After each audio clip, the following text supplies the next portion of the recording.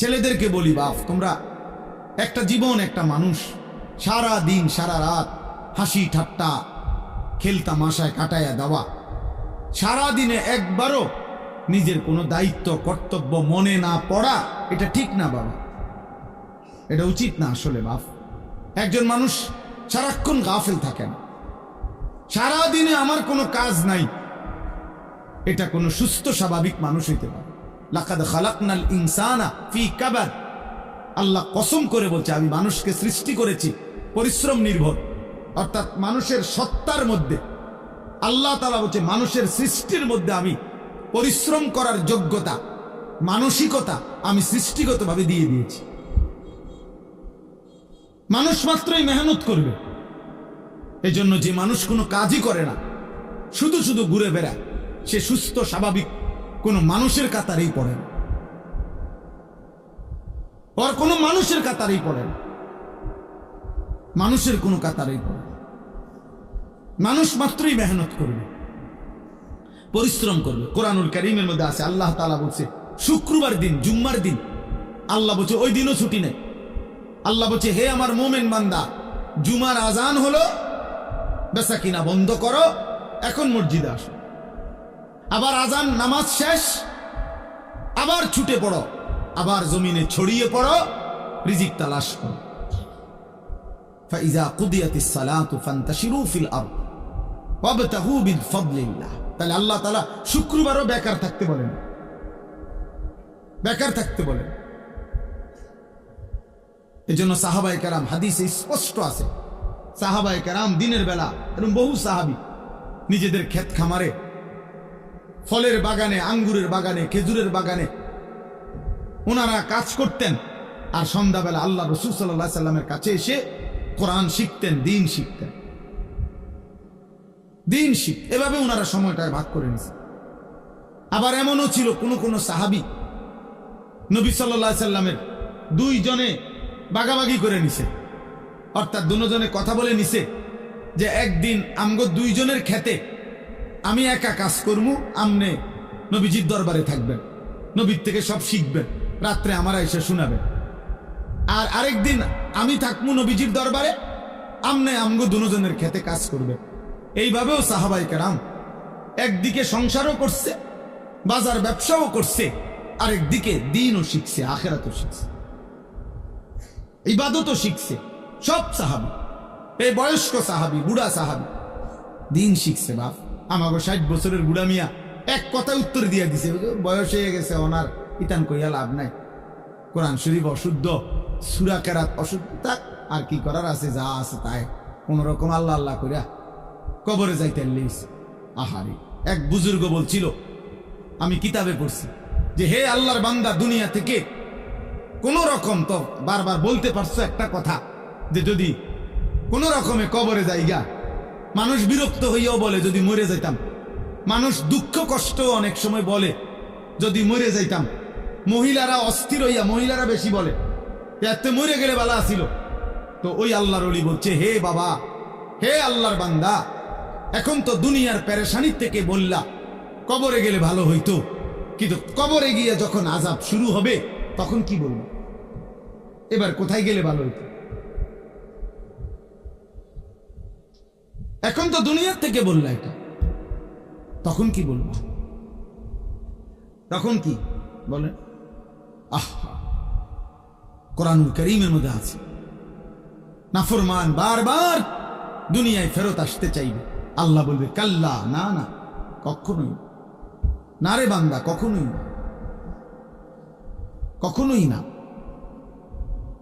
এজন্য ছেলেরা, বাপ তুমি তোমার জন্য কমপক্ষে, আমি সারাদিন এটা বলি, প্রত্যেক দিন সারা বছর চিল্লাই, আমার কথা হইল এদূর কমপক্ষে যে ভাই তুমি তোমার কথা ভাবো।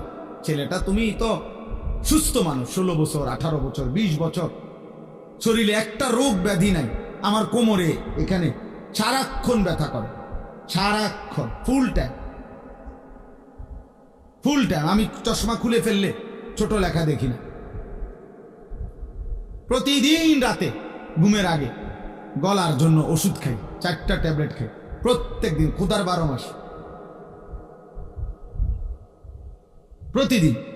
তাইলে ভাইয়া 40 বছর পরে এখন তো দুর্বল আমরা, কিন্তু তুমি তো আলহামদুলিল্লাহ শক্ত সামর্থ্যবান। তুমি কেন নামাজ পড়ো না? তুমি কেন আল্লাহ চেনো না? তাহলে তুমি কষ্ট, ক্লান্তি, দুর্বল সময়ে কেমনি ইবাদত করবে? তখন হয়তো মন চাইবে, কিন্তু শরীরে তো কুলাবেন, তখন তো শরীরে কুলাবেন। আল্লাহ নবী সাল্লাল্লাহু আলাইহি ওয়াসাল্লাম বলছেন, এটাই বলতেছিলাম, যে 2টি নিয়ামত মানুষের এমন, যা থাকাকালীন মানুষ ধোঁকা খায়, কদর করেন। এক, আসিহাতু, সুস্থতা। সুস্থতা যতক্ষণ থাকে মানুষ কদর করেন, কদর করেন। 2, আল ফারাগু, অবসর।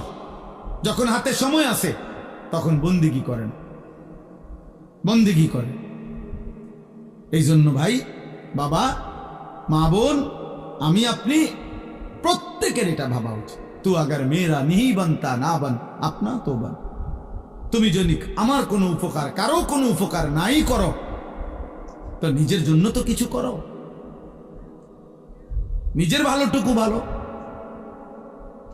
নিজের কল্যাণ দেখো।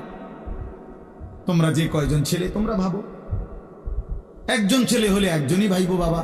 তোমার নিজের যেভাবে আসি, সারাদিনে যারা এক ওয়াক্ত নামাজ পড়লা না, প্রিয় সন্তান, 16 বছর বয়সী, 18 বছর বয়সী বাবা, তোমার উপরে তো নামাজ ফরজ বাপ।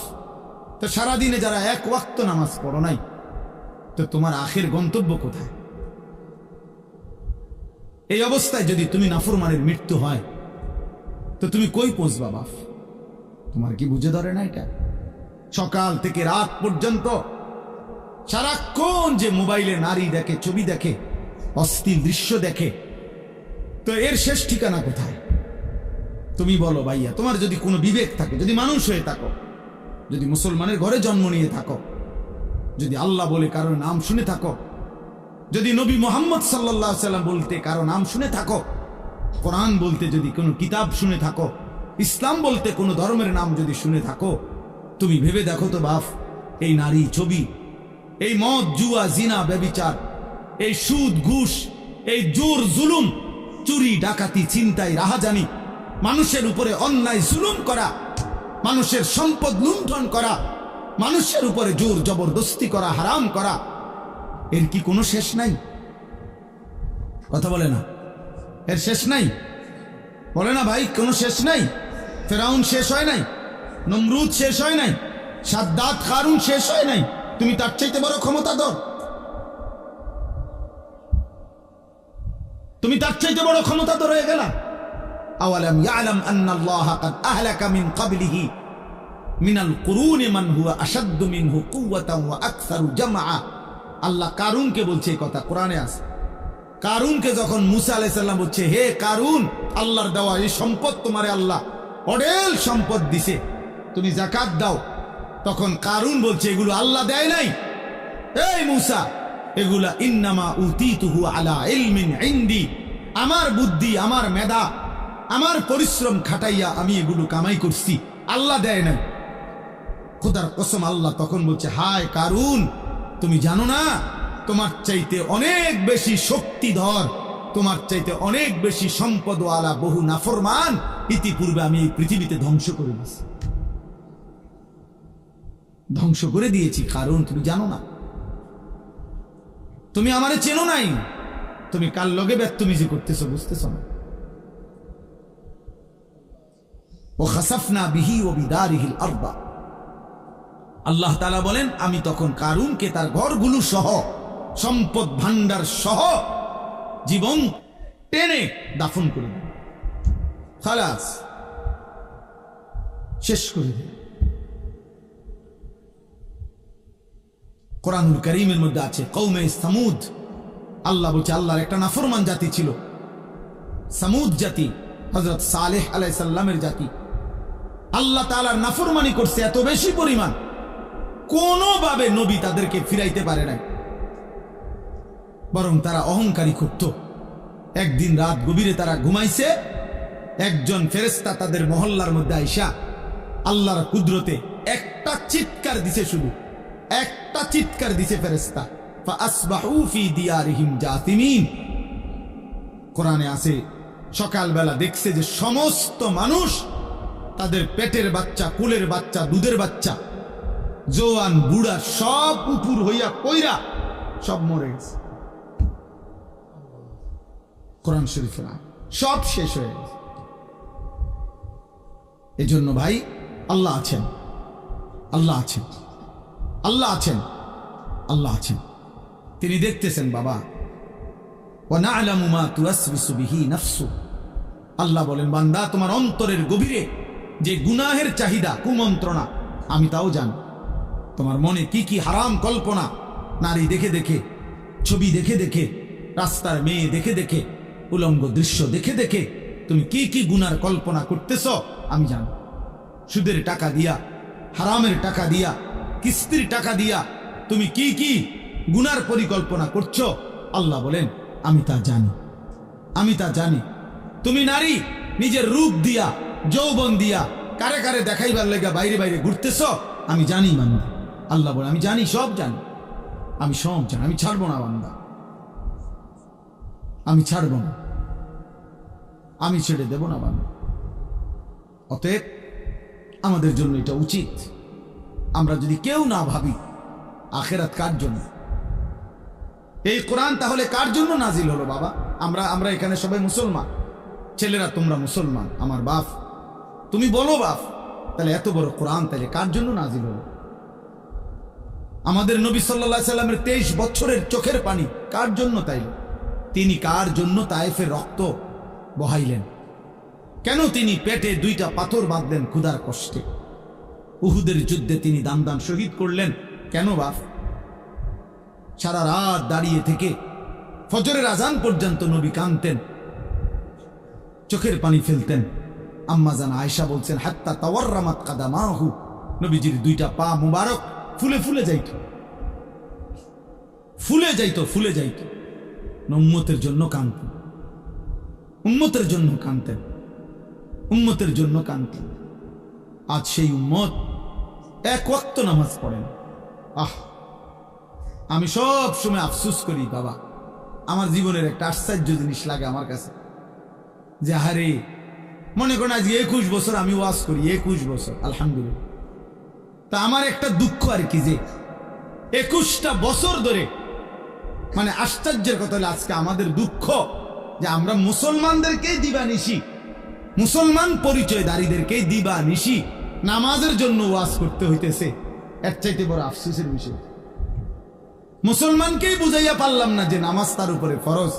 আহারে আফসোসের বিষয়। ওই দেখো ওটা ধরে রাখছে মোবাইল, শয়তান কোনোভাবে ছাড়ে না বেচারা। বেচারা কি করবে? না, ইবলিস তাকে ছাড়েই না, ইবলিস তাকে ছাড়ে না, সে কি করবে?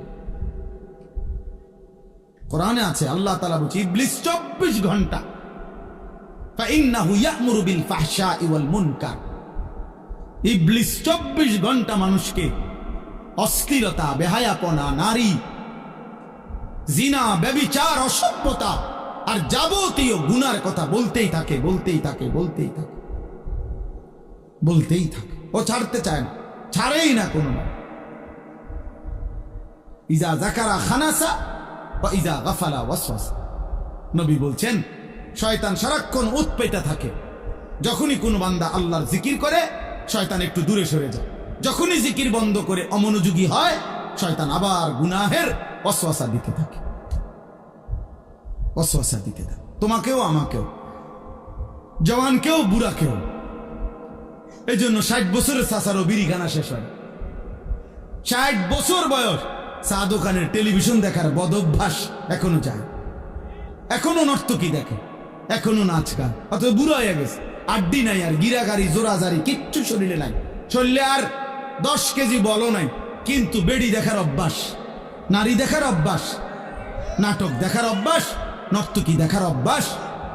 বুড়া চাচারও যায়। শয়তান কাউরে ছাড়ে না, শয়তান আমারও ছাড়ে না, শয়তান তোমারও ছাড়ে, শয়তান বুড়ারও ছাড়ে না, শয়তান জওয়ানেরও ছাড়ে না, শয়তান নারীকেও ছাড়ে না, শয়তান পুরুষকেও ছাড়ে। ছাড়বে না সে, বরং আমাদের দায়িত্ব শয়তানকে ছাড়ার চেষ্টা করা। আমাদের দায়িত্ব, আমাদের দায়িত্ব। শয়তান আল্লাহর কাছে অনুমতি নিয়ে নিস। আল্লাহ নবী সাল্লাল্লাহু আলাইহি ওয়াসাল্লাম বলছে, ইন্নাশ শাইতানা ইয়াজরি মাজরাদ দাম। মানুষের রক্তের কোনায় কোনায়, মানুষের রক্তের মাঝে মাঝে, রক্তের ভিতরে ভিতরে শয়তান চলাচল করে, চলাফেরা করে, দৌড়াদৌড়ি। নাউযুবিল্লাহ, নাউযুবিল্লাহ। আল্লাহ আমাদেরকে হেফাজত করেন, আল্লাহ আমাদেরকে হেফাজত করেন। আমার ভাই, গুনাহ ছেড়ে দেওয়া আমাদের জিম্মাদার। আমরা মুমিন, আমরা মুসলমান। আজকে তোমরা অনেক ছেলে বসছো, যে কয়জনে, আমার অনুরোধের কথা হলো, বাপ তোমরা ভেবো, বাপ তুমি মুসলমান, তোমরা ভাবছো তোমাদের উপরে কোনোদিন বিপদ আসবে না। তোমরা ভাবছো এই মোবাইল টিপতে টিপতে তোমরা একদিন কবরে যাবে। তোমরা ভাবছো এই নারী দেখতে দেখতে তোমাদের এভাবেই হায়াত শেষ হবে। কে তোমাদের বাবা, কে তোমাদের মা, কে তোমাদের আল্লাহ, কে তোমাদের নবী, কে তোমাদের ধর্ম, কি তোমাদের কিতাব, কিছুই জানো না। চেহারা সুরত দেখলে বোঝা যায় বাপ দাদা বংশ ধর্ম আল্লাহ নবী কারোর সাথে কোনো সম্পর্ক নেই। চুল, চেহারা, লেবাস, পোশাক, জামা, গেঞ্জি, শার্ট, চলাফেরা, পেশাব পায়খানা দেখলে, হাঁটা চলা দেখলে, সারাদিনের আড্ডাবাজি দেখলে, আহারি 365 দিনে কোনোদিন মসজিদে আসলা না, কোনোদিন ফজরের নামাজ পড়লা না। মুসলমান এমন হয়? তোমার বাবা দাদা এমন ছিল? তোমার পূর্বপুরুষ এমন ছিল? বাপ, একজন মুসলমান 365 দিনে কোনোদিন ফজরের নামাজ পড়বে না? হ্যাঁ, 16 বছরে 20 বছরে কোনোদিন মনে পড়লো না যে আমার নবী সাল্লাল্লাহু আলাইহি ওয়াসাল্লামের চুল মোবারক কেমন ছিল? আমার নবীর যে লক্ষের চাইতে বেশি সাহাবী ছিল, ওনাদের চুল কেমন ছিল? ওনাদের কি মাথায় চুল ছিল না? কথা বলে না। নবীজির সাহাবাদের মাথায় চুল ছিল?